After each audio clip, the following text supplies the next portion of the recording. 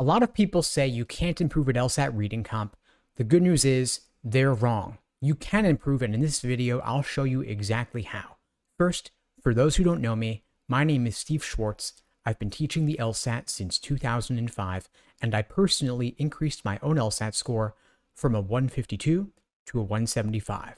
Now first, let's talk about why reading comp trips up so many people and why it seems hard. The thing is, reading comp passages aren't casual reading. They're not The Economist. They're not Scientific American, contrary to what some would advocate that you read. LSAT reading comp passages are written specifically by LSAC for the purpose of tripping you up. That's why the language is so abstract, why they include so many technical terms, and why the language is so dense. But the good news is that LSAT reading comp is not about memorizing facts. You don't have to get every single little detail. It's about identifying the core structure, understanding the arguments presented, and evaluating the evidence.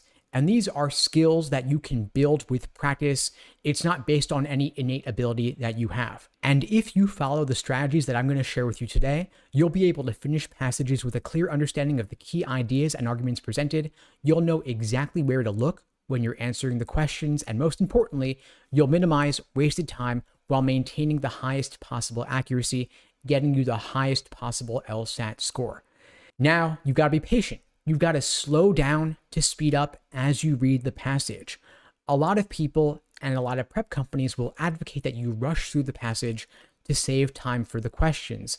But the truth is that if you spend more time up front actually understanding the passage, actually understanding what you're reading, it'll make the process of answering the questions faster and easier.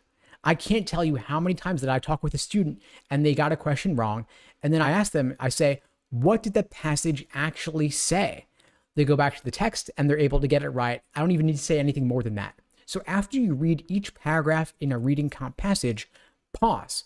Ask yourself, what was the key idea and how does this relate to the previous paragraph?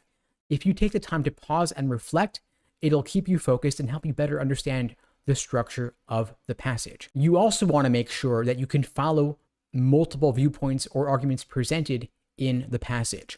One common reading comp structure is that of a debate, where one side argues one position, the other side takes an opposing stance, and your job is to figure out, first off, just what are the two positions and which side, if any, is the author themselves supporting. You also want to make sure that your note-taking method actually works under the time constraints of the exam itself. A lot of students get bogged down taking far too many notes or using the highlighting and underlining tools on LSAC's website, which actually don't work that well.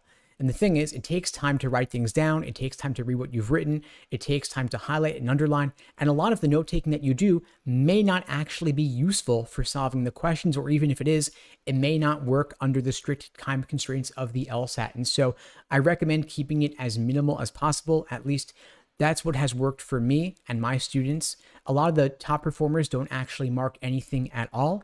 So over time, you might want to consider playing with the idea of marking less and less over time, just marking down one or two key phrases that summarize the passage. And if you would like my help in developing a note-taking approach that actually works on LSAT reading comp when it comes to performing under timed conditions, my team and I would be glad to help you out. At LSAT Unplugged, we offer live online classes via Zoom, on-demand video courses, small group coaching, and one-on-one coaching.